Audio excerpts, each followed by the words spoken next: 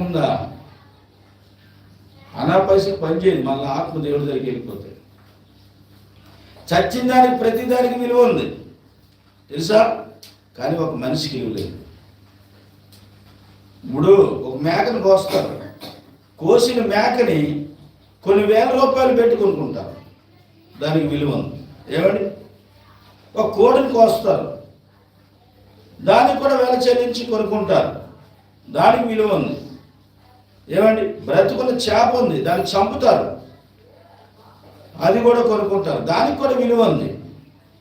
విలువ లేనిది ఏమైనా ఉంది ఈ భూమి మీద అంటే ఒక మనిషి శరీరానికి విలువ లేదు. బ్రతుకున్నంత వరకు ఎంత విలువ ఉంటుందో, ఎట్ ద సేమ్ టైం కన్ను మూసిన తర్వాత ఆ శరీరము ఇంట్లో వాళ్ళు ప్రేమించరు.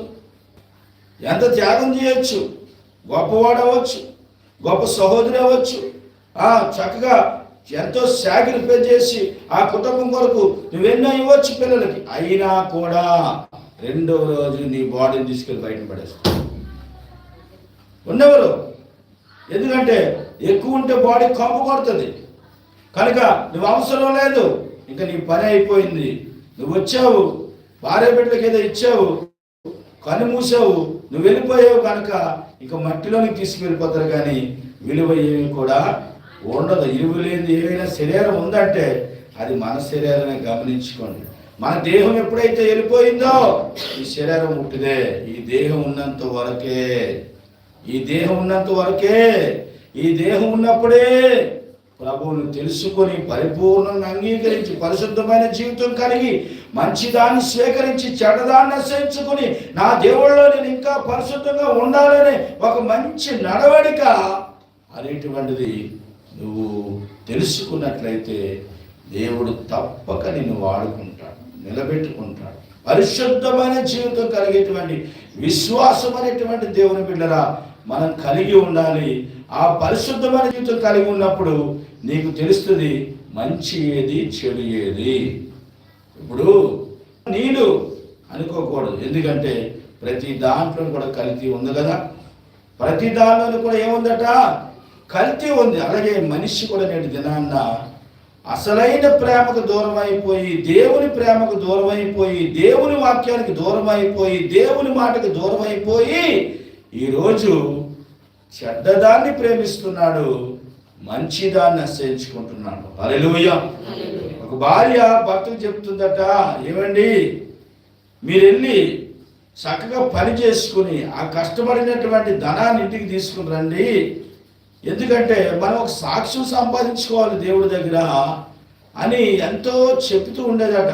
ఆయన ఒక పూట పనిచేస్తేనే చాలా ధనం వచ్చేదటండి.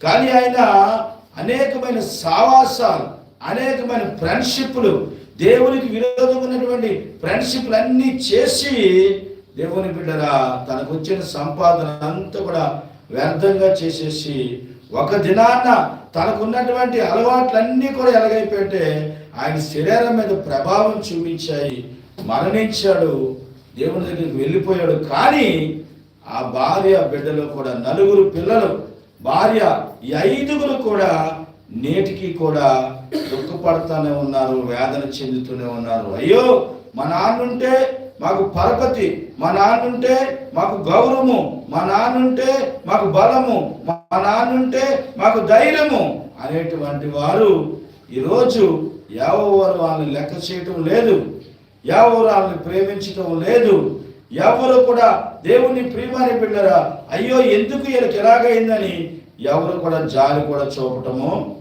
లేదు.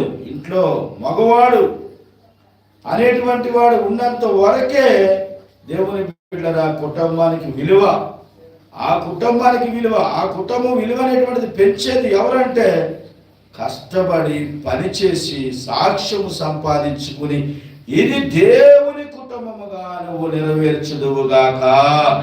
ఆమేన్, హల్లెలూయా. కనుక దేవుని ప్రియమైన బిడ్డరా ప్రతి విషయంలో దేవుడు అనుభవం పెట్టి, అనుభవంలో నుంచి మనకి కష్టాలు పెట్టి, ఆ కష్టాల్లో నుంచి మనల్ని లేపి, ఆ అనుభవాల ద్వారాగా మనం అనేక మంది ఎదుట సాక్షులుగా ఉండాలని ఈరోజు దేవుడు నీతో మాట్లాడుతున్నాడు. మన జీవితమే తెరిచినటువంటి పుస్తకం. మనం ఎన్ని